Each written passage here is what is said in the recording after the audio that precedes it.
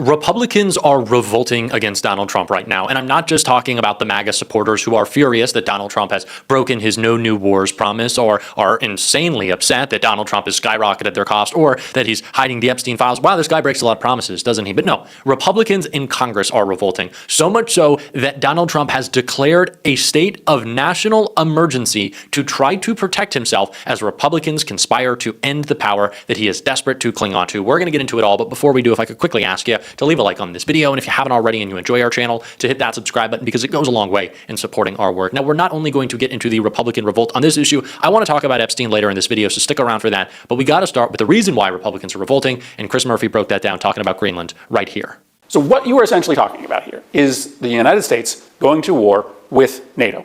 The United States going to war with Europe. I kind of can't believe that I'm going to talk to you about the consequences of invading Greenland, but I am, because you have to take Trump seriously now. Nobody thought that we were going to be invading Venezuela or running their country a few months ago, and now we are. So he says he wants Greenland. He says he's keeping the military option on the table. So let's just talk about what that means. Here's what you need to know. It's sort of a basic thing. Greenland is a part of Denmark. Denmark is a NATO country. And the NATO treaty says that if any member is attacked, then all the other members have to come to their defense. So what you are essentially talking about here is the United States going to war with NATO. The United States going to war with Europe. You're talking about the US and France being at war with each other over Greenland. We can't sort of sugarcoat this. Like, that is what we're talking about here. Now, every NATO country would have to make a decision whether they were going to rush troops to Greenland to fight America. Some maybe wouldn't, some might. Who in the United States of America wants a war between the United States and Europe over Greenland?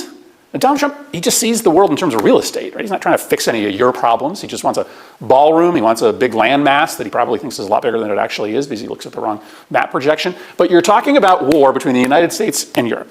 And so it's kind of insane that we have to explain this to him and to the American public.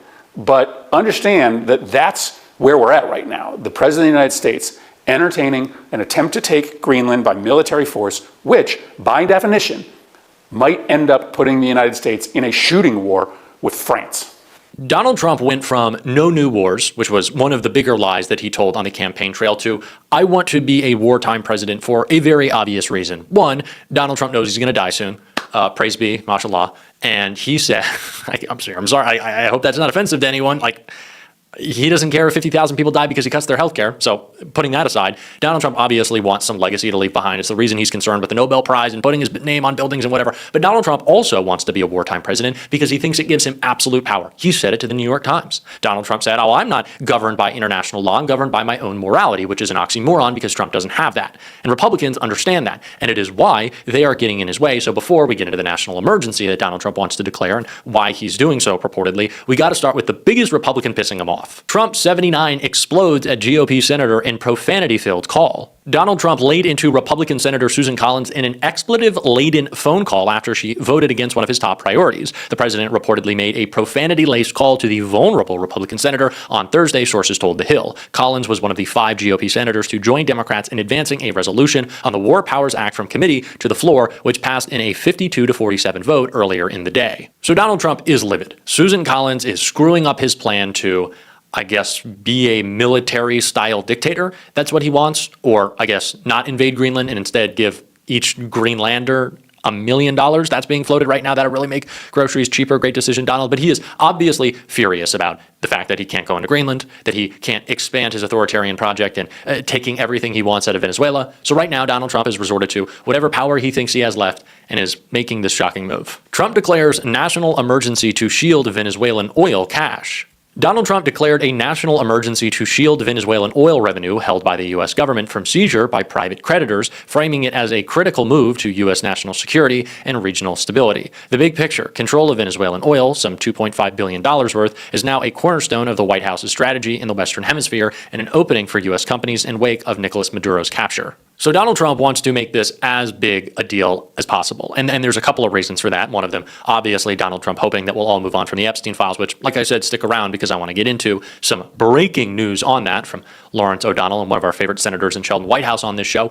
But Donald Trump also wants to make it seem that the Republicans voting in favor of the War Powers Resolution who want to restrict Donald Trump's ability to act outside of the Constitution, which seems like their job, Donald Trump wants to frame them as impeding America's national security. Right now, he is trying to make an argument against them. Donald Trump is on the phone screaming at these Republican members of Congress, members of the Senate. He's posting on Truth Social saying that they should never be elected again, which is pretty funny because he needs Susan Collins in the Senate if he wants to have any chance at moving forward Supreme Court nominees in the second half of his term. And to that I say, Donald, go crazy. Go ahead and knock her out. That would be fantastic. Graham Plattner, we'll see you in the Senate, baby.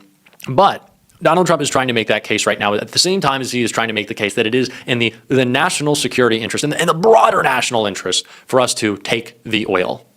A phrase that Donald Trump continues to repeat, although he doesn't know what it means. It will take at least a decade for it's not us, ExxonMobil and other oil companies that will only get rich. They will only get rich. It will be no benefit to you or I. It will take a decade for them to put together the proper infrastructure with your tax dollars.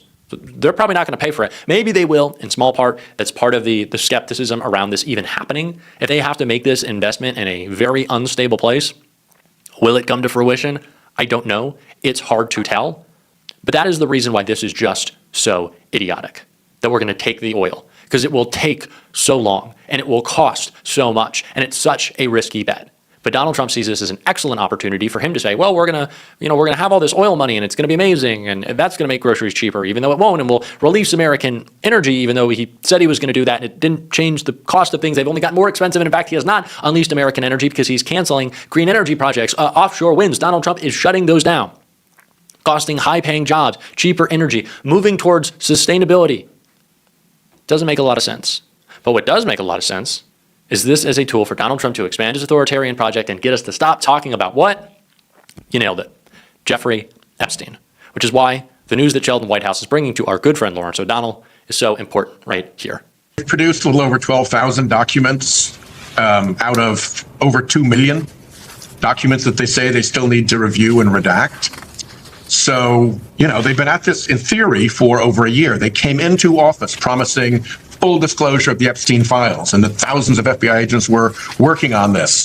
So the idea that they had to start from zero and could only get 12,000 documents out once they knew that this law was going to be passed and violated the terms of the law, violated even the report requirement for a report 15 days after the production date, suggests something really went wrong there. And the Inspector General is the person best positioned in the Department of Justice to take a look into whether this was incompetence, whether this was deliberate, whether this was misbehavior. What on earth happened to take this top priority of FBI Director Patel and this top priority of Attorney General Bondi and this top priority of President Trump and not be ready when the day came to actually release the documents? So we've asked the Inspector General to take a look into it. As you pointed out, this is a bipartisan request, and it includes the chairman of the Judiciary Committee, Senator Dick Durbin. So I think we have a good chance of getting some attention to it. Over in the House, the idea of a subpoena for Les Wexner, the billionaire who supported Jeffrey Epstein for many, many years financially, for reasons no one could quite understand why he needed anything from Jeffrey Epstein that was worth paying for.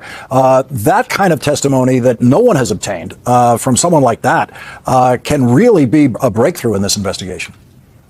Yes. And if the Trump administration had been the least bit serious about getting to the bottom of the Epstein scandal, this is the kind of thing that the Department of Justice and the FBI could have been looking into. The tell here is that over a year later, it took Democratic pressure in the House from the minority to get a subpoena issued, rather than this being something the Department of Justice went ahead and did. It's reminiscent of the Senate Finance Committee under Chairman Ron Wyden, ranking member now Ron Wyden, getting the information about the billions of dollars that flowed through Epstein accounts to foreign countries, to women, mysteriously, producing what are called suspicious activity reports that go to the Department of Justice. But under Kash Patel and Pam Bondi, the Department of Justice couldn't figure out that a suspicious activity report might lead to suspicious activity. Follow the money. That is what we have said on the show again and again and again. Follow the money. It will lead you to the people who were in the words of the executives at JP Morgan, sanitizing Epstein's books. It will lead you to more associates involved in this criminal cabal, a criminal cabal that we just learned recently from Robert Garcia was seeing girls trafficked out of Mar-a-Lago. It'll explain a lot if we follow the money. That is what we are going to do, and that is what certainly has Donald Trump incredibly worried. There has been a lot of news this past week. It has been a difficult start to the year, to say the fucking least. And so I understand how we've kind of lost a little bit of the Epstein narrative, but Pam Bondi is still in violation of the law. So is Donald Trump, so is Todd Blanche, so is Kash Patel. All of these people are. They're breaking the law. They're obstructing justice. We have to make sure that their feet are held to the flames. We are going to do that on this show. You can bank on that. And if you want to support that, as always, you can hit that subscribe button, leave a like on this video. If you stuck around to the end, drop a blue heart in the comments.